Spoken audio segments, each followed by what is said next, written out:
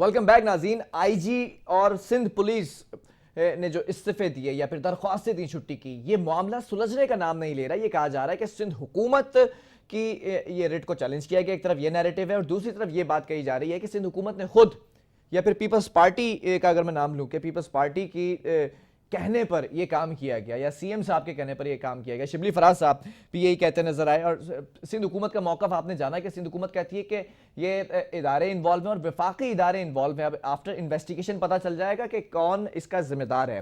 बहरहाल इस वक्त हमारे साथ पीटीआई की रहनुमा लैला परवीन हमें ज्वाइन कर चुकी हैं। उन्हीं से जानेंगे कि क्या मौक़िफ़ है पीटीआई का। बहुत शुक्रिया मैडम ज्वाइन करने के लिए। ये जानना चाहूंगा कि वफाकी वजीर कह रहे हैं कि सिंध पुलिस के इस्तीफे मशकूक हैं, दाल में कुछ काला है। क्या आपको लगता है कि सीएम साहब के कहने पर ये काम किया गया या सिंध हुकूमत के कहने पर ये दरख्वास्तें दी गई हैं सिंध पुलिस की जानिब से? बिस्मिल्लाहिर्रहमानिर्रहीम। जी देखिए, ये चीज बहुत वाज़ेह है कि सिंध हुकूमत खासतौर पर पीपल्स पार्टी वो गाहे बगाहे कभी पे ढके अल्फाजों में और कभी बिल्कुल ओपनली ये बात करते हैं, इदारों पे इल्जाम लगाते हैं, इदारों को बदनाम करते हैं, इदारों के हवाले से अवाम के दिलों में नफरत डाल रहे हैं, नफरत से बीज बो रहे हैं। और अब उन्होंने इतना बड़ा गेम खेला है, मैं समझती हूँ इनको शर्म आनी चाहिए। इस किस्म का गेम खेलने से पहले उनको सोच लेना चाहिए था कि हम अपने इदारों के दरमियान तो खत्म करवाने की कोशिश करने जा रहे हैं। हम अपनी मुल्क की सूरत हाल और अपने सूबे की सूरत हाल को हम बदतर बनाने जा रहे हैं। आखिर इनको कब समझ में आएगी कि ये जो गेम्स हैं, जो पॉलिटिक्स के खेलते हैं, डर्टी पॉलिटिक्स, उसमें ये बेजा पाकिस्तान को नुकसान दे रहे हैं और बारहा इनकी वजह से पाकिस्तान को नुकसान हुआ है। अब भी इदारों के दरमियान तसादुम की कोशिश कर रहे हैं, लेकिन ऐसा नहीं होगा। नहीं तो सीएम साहब तो कह रहे हैं कि मुझे तो मालूम ही नहीं था कि ये एफआईआर होने वाली, गिरफ्तारी होने वाली है। जब सीएम साहब कह रहे हैं, फिर आईजी साहब का ये मौक़िफ़ है कि मुझे यरगमाल बनाया गया। तो कौन लोग हैं ये जिसने यरगमाल बनाया आईजी सिंध को? देखिए, सबसे पहली बात तो ये स्टेटमेंट आईजी सिंध का नहीं हो सकता। आईजी सिंध है वो ऐसे स्टेटमेंट दे भी नहीं सकते और अपने आप को इस तरह का मतलब स्टेटमेंट उनको सूट भी नहीं करता कि वो ये बात करें।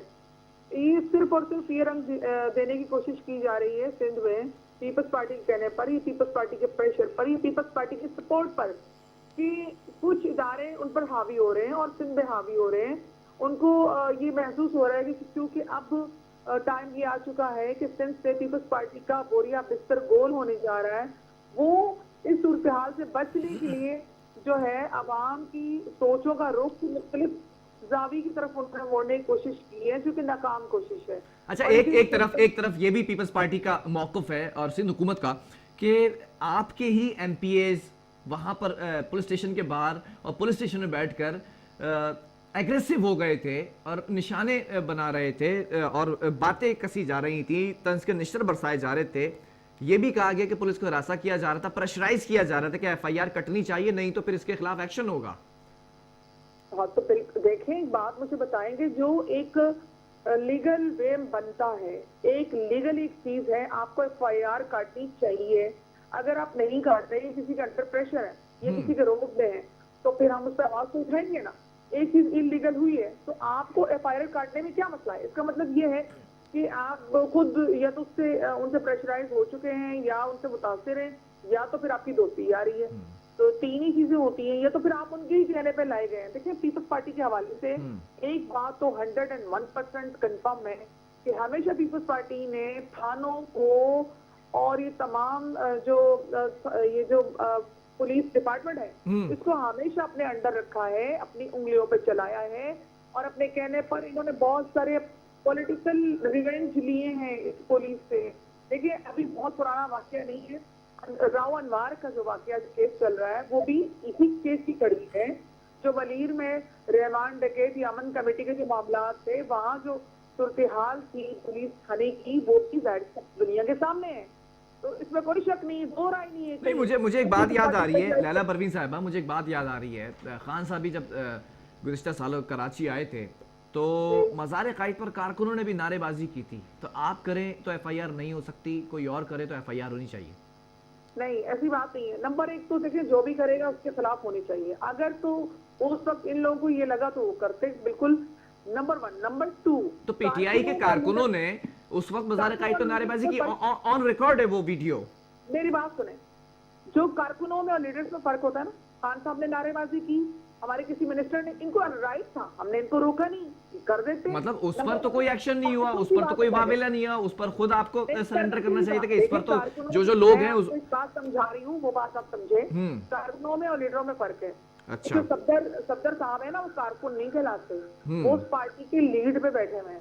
उनकी अच्छा, मज़ार कायद की अगर ये इस तरह मज़ार की बेहुरमती की जा रही है तो ये कानून सिर्फ लीडर्स पर नाफिज होता है। अगर लीडर नारे लगाएगा तो एफआईआर कट सकती है, और अगर कारकुन लगाएगा तो एफआईआर नहीं कट सकती, ऐसा ही है। हमने तो ये बात नहीं की कि कारकुनों पर नहीं कर सकती। हम ये कह रहे हैं कि हमने जो चीज हमने मुनासिब नहीं समझी, हमने वो काम नहीं किया। देखिए, आवाम वहां पर आती है, वो कुछ कर भी देती है ऐसी चीजें, उनका लीडर जो है ना, वो उनसे कनेक्ट करना वो अलग बात है। लेकिन हमारे अगर लीडर ही काम कर रहे हो, देखिए लीडर और कारकुन में फर्क होता है। लीडर जो लीड कर रहा है, लीडर जो खुद काम कर रहा है, उसके कारकुन करेंगे।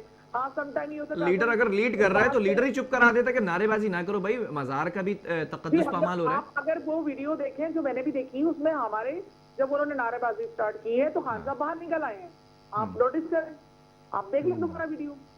भाई ये चीज है, आप मज़ार कायद पे जाके आप सियासी नारे क्या लगाएं? चले मुझे एक बात बताएं, मुझे एक बात बताएं लाला परवीन साहब, जी मुझे एक बात बताएं कि आपने जैसे कहा कि प्रेशराइज तो किया गया था क्योंकि कानूनी कार्रवाई नहीं हो रही थी, तो इसका मतलब ये है कि सिंध हुकूमत गिरफ्तार नहीं करना चाह रही थी। मैंने कहा कि उनको इंसिस्ट किया गया। चले इंसिस्ट किया गया ना, लेकिन सिंध हुकूमत एफआईआर नहीं करना चाह रही थी क्योंकि जो पुलिस स्टेशन में बैठे लोग थे वो एफआईआर नहीं काट रहे थे। तो फिर पीछे से कुछ ऐसा नहीं।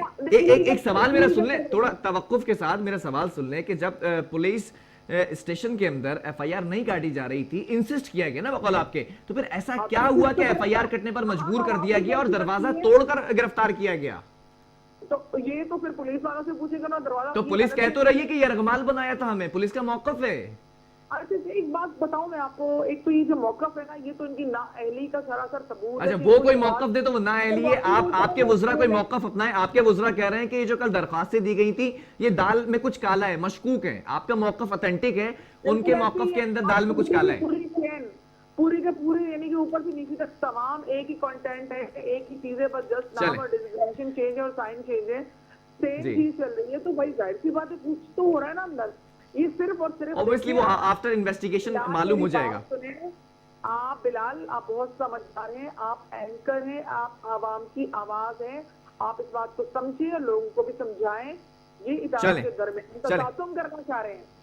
चलें, मेरे प्रोग्राम का भी खत्म हो गया। इंशाल्लाह इसके ऊपर नेक्स्ट टाइम तफसीली गुफ्तगू की जाएगा। बहुत शुक्रिया लैला परवीन साहिबा हमारे साथ मौजूद थी पीटीआई की जानिब से। नाज़रीन, अगर पीटीआई करती है तो कुछ नहीं है, अगर सिंध हुकूमत या पीपल्स पार्टी करती है, नून लीग करती है, तो फिर गिरफ्तारियां होती। लेकिन आफ्टर इन्वेस्टिगेशन ये बात सामने आएगी कि आईजी सिंध पुलिस को यरगमाल बनाया गया था या फिर सिंध हुकूमत की इमा पर, सिंध हुकूमत के कहने पर यह एफआईआर काटी गई है। प्रोग्राम का वक्त खत्म हुआ। आपके फीडबैक का मैं मुंतज़िर हूं। आपने अपना फीडबैक मुझ तक जरूर पहुंचाना है। जब तक के लिए बिलाल खान और मेरी पूरी टीम को दीजिए इजाजत। अल्लाह हाफिज।